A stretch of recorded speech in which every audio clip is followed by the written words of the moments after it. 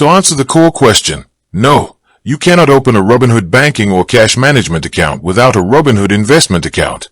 Robinhood is fundamentally structured as a brokerage platform, and its banking features, spending accounts, and high-yield cash programs function as extensions built directly on top of your primary brokerage relationship.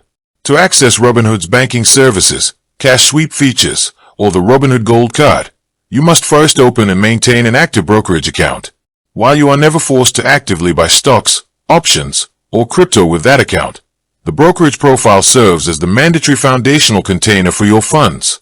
Additionally, accessing these elevated banking features generally requires an active paid subscription to Robinhood Gold, alongside specific direct deposit requirements or asset minimums. Without an underlying brokerage account to anchor these services, you cannot establish a standalone checking or savings account directly with the platform. With that being said, thank you for watching. For more finance videos, kindly check my page. Please like, share, comment and subscribe to my channel. Thank you.